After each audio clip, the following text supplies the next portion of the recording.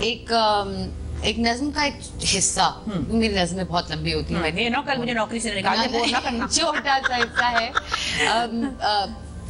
ایک 3 نظموں کا میں نے ایک لکھا تھا سیٹ، جس کی پہلی نظم تھی ناکام محبت. ٹھیک، یہ تو سب کو آتی ہے ناکام محبت. دوسری تھی کامیاب محبت اور تیسری تھی تم.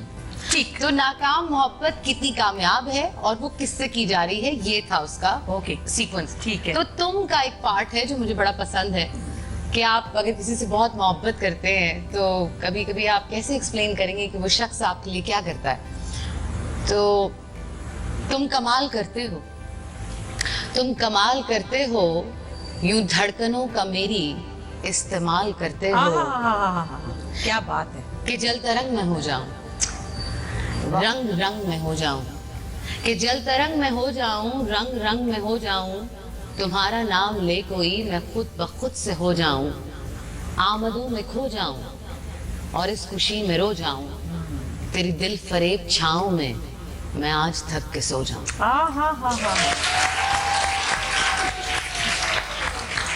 کیا بات ہے، زبردست. کیا خیال ہے اور کیا بیان ہے اور کیا اس کی نظموں کا خیال بہت اچھا ہوتا ہے.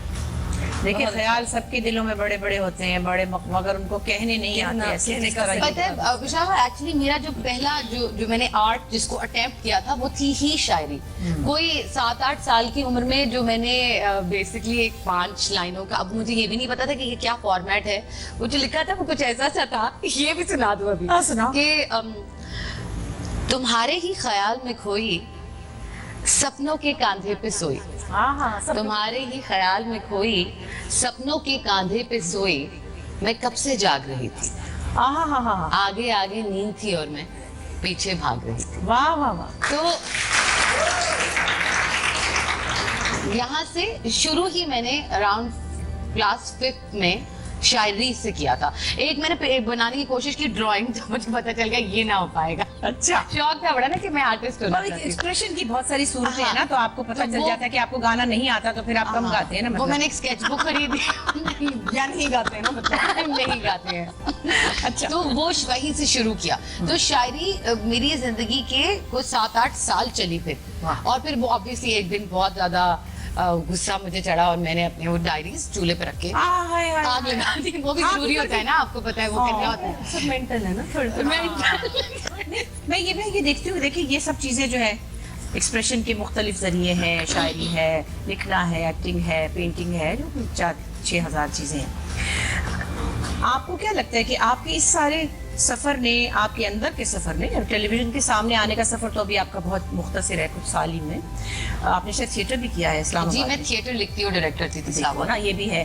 یہ ساری چیزیں، جتنی بھی آگہی ان چیزوں کی ہے، جتنی اویئرنیس آپ کے اندر ان چیزوں کی ہے، اس نے آپ کو طاقتور تو بنایا ہے، لیکن کیا اس نے آپ کو آسودگی بھی دی ہے؟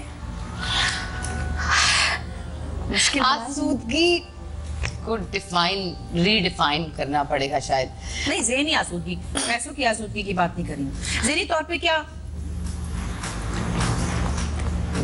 ایکچولی بشارت، تھوڑا سا میں 1-2 جملوں میں اس کو ڈیفائن کر دوں تو چلے گا. میرے نزدیک دکھ ایک بہت پائیدار ایموشن ہے. تکلیف جو ہے نا اور مشکل بڑی پائیدار چیز ہے. میں نے اس کام کے تھرو اور اپنے آرٹسٹک سفر کے تھرو اس حقیقت کو جانا ہے.